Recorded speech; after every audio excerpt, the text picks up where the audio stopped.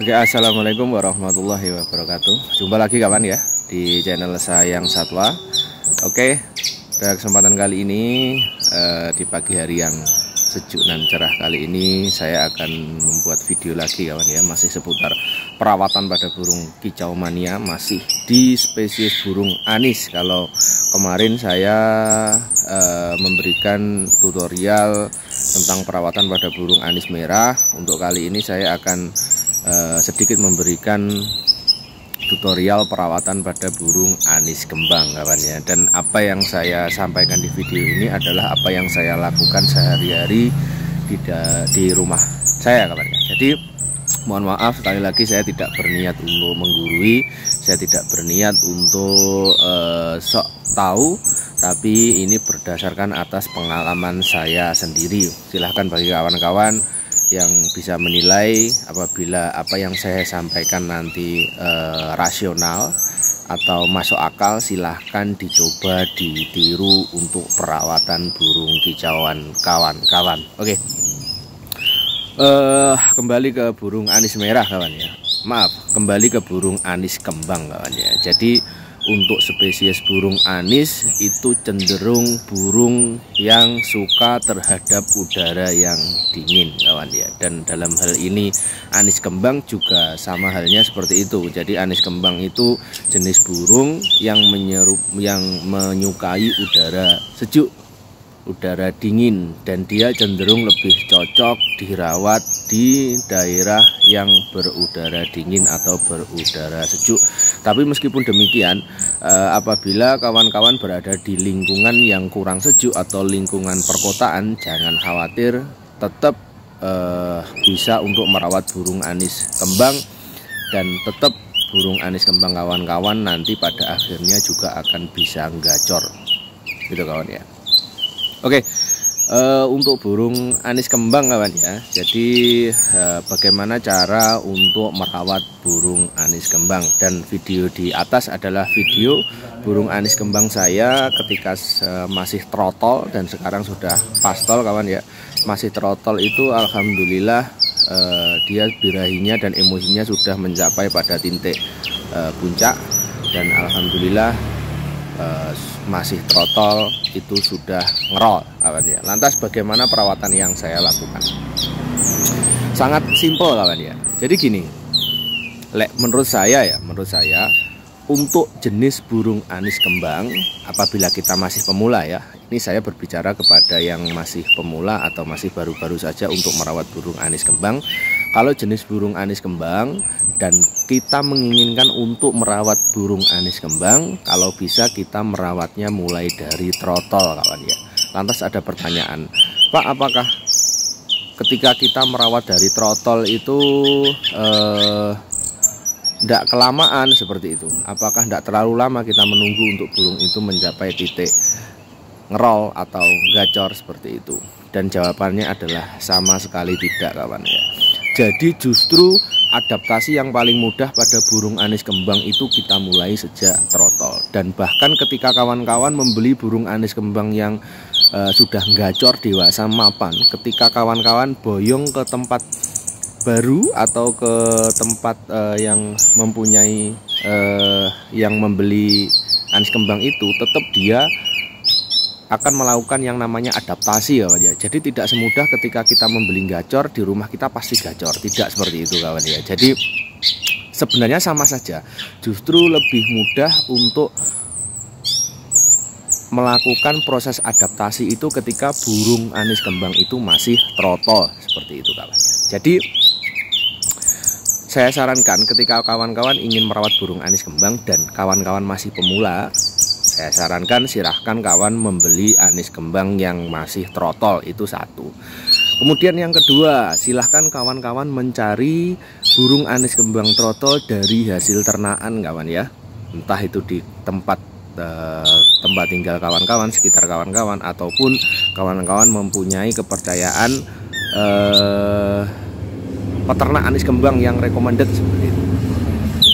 Seperti yang ada video ini kawan ya. Jadi sekilas informasi, saya tidak berpromosi atau apa, saya hanya memberitahu. Jadi saya itu tinggal di Kota Blitar kawan ya, dan burung ini saya dapat dari Malang. Ringnya namanya ring Ladia, nomor seri 918 kawan ya, dan saya dapat ketika burung ini masih usia 2 bulan. Intinya silahkan kawan-kawan mencari peternak yang recommended, dan silahkan kawan-kawan untuk membeli seekor burung trotol anis kembang kawan ya. Kemudian yang ketiga yang perlu diperhatikan, kita harus membeli burung anis kembang yang berjenis kelamin jantan kawan ya. Lantas bagaimana untuk membedakan burung jenis anis kembang jantan dan betina? Yang jelas burung anis kembang itu adalah burung jenis monomorfik kawan ya. Monomorfik adalah antara jantan dan betina itu mempunyai ciri-ciri fisik yang sama, tidak bisa dibedakan. Lantas siapa yang membedakan? Saran saya itu kita pasrahkan kepada si peternak kawan ya. Jadi peternak itu sepertinya lebih hafal, lebih mengetahui ciri-ciri mana ketika anis kembang trotol itu posisinya jantan atau betina. Dia lebih hafal, lebih mengetahui. Dan apabila teman-teman masih ragu dan masih bertanya-tanya apakah yang dipilihkan ini benar-benar jantan atau betina, silahkan kawan-kawan untuk melakukan tes DNA. Dan tes DNA itu sekarang sudah hal yang biasa kawan ya, dan harganya pun tidak terlalu mahal, kurang lebih 175 sampai 200 ribu itu sudah keluar hasil tes DNA jenis kelamin kawan. Kemudian setelah memastikan bahwa trotol kita itu jantan, kemudian kita lanjut di pola perawatan. Lantas bagaimana pola perawatan sehari-hari untuk burung anis kembang? Jadi burung anis kembang itu, terutama burung anis kembang yang trotol, itu sangatlah simple sekali kawan ya perawatannya. Jadi jenis burung anis itu dia akan beradaptasi terhadap apa yang diberikan sehari-hari kawan ya. Maksudnya apabila kita trotol merawatnya dengan pola rawatan seperti ini, dia sampai dewasa pun dia akan ikut dengan pola rawatan seperti itu. Jadi ketika kita merawat burung anis kembang dari trotol itu enaknya itu dia akan mengikuti pola rawatan yang kita berikan seperti itu kawan ya. Jadi tidak kita mengikuti apa mau burung, tapi burung mengikuti apa mau kita, gitu kawan ya. Saya kasih contoh untuk pola perawatan, dan ini saya terapkan di tempat saya. Dan ketika saya merawat burung anis kembang, hampir atau 100% burung anis kembang saya sebelum dia pastol, pasti dia sudah gacor duluan. Dan silahkan kawan-kawan bisa menerapkan nanti pola perawatannya di tempat kawan-kawan. Untuk perawatan saya untuk merawat burung anis kembang, yang jelas standar saja kawan ya. Burung anis kembang ketika masih trotol harus diajarkan untuk mau mandi. Kalau bisa mandinya adalah di keramba, itu adalah poin yang penting. Karena burung anis kembang itu jenis burung yang berdarah panas, jadi dia harus bisa mengontrol tubuhnya dengan cara mandi. Mandi sebenarnya bisa dilakukan dengan cara semprot, bisa dilakukan dengan cara dihujan-hujankan, tapi menurut saya lebih efektif itu tetap mandinya di dalam keramba kawan ya. Jadi silakan kawan-kawan apabila mempunyai burung trotol anis kembang dilatih untuk mandi. Lantas bagaimana cara melatihnya? Di video saya, di sebelum video ini silahkan kawan-kawan mencari cara melatih trotol anis kembang untuk bisa masuk keramba kawan ya. Itu satu.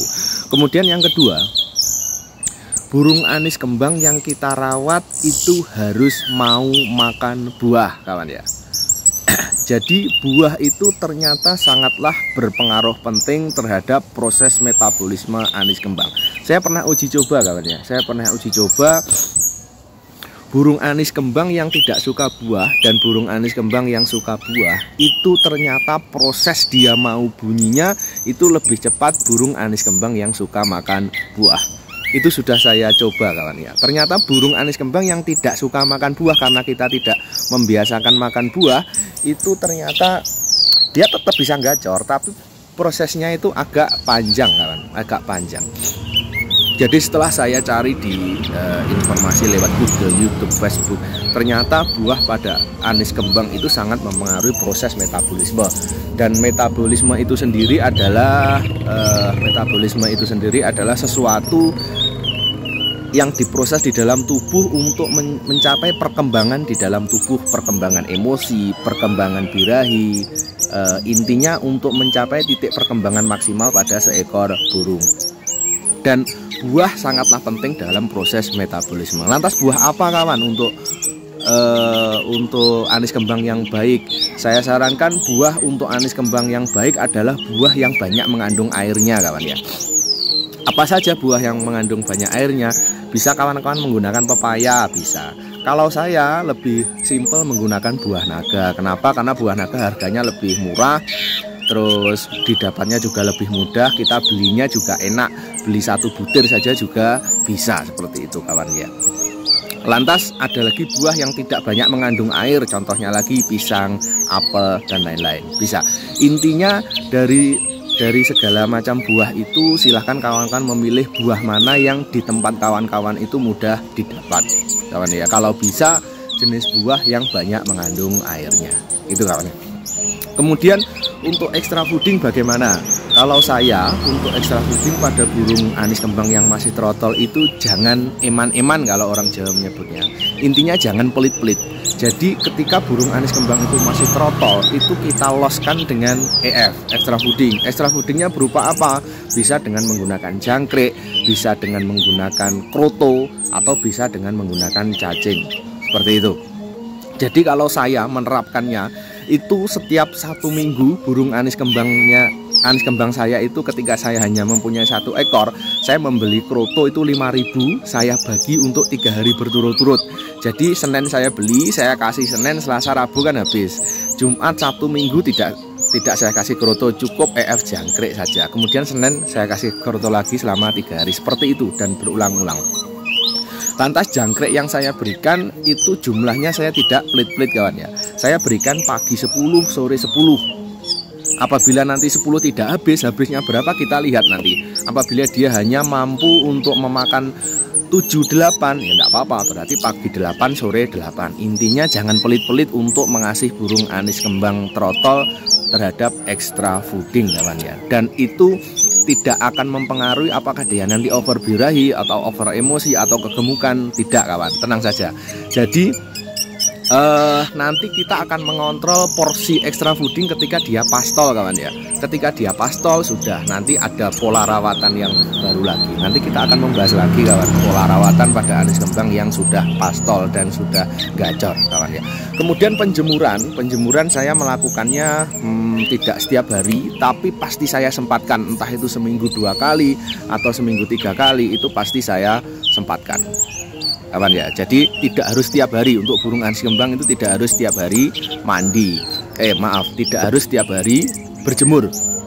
Jadi berjemurnya bisa kita selang-seling 3 hari sekali atau 2 hari sekali atau 1 minggu 2 kali, silahkan kawan-kawan sesenggangnya. Jadi yang paling penting pada anis kembang itu adalah proses mandi, kemudian proses mau dia makan buah, kemudian proses dia diberikan extra fooding yang maksimal.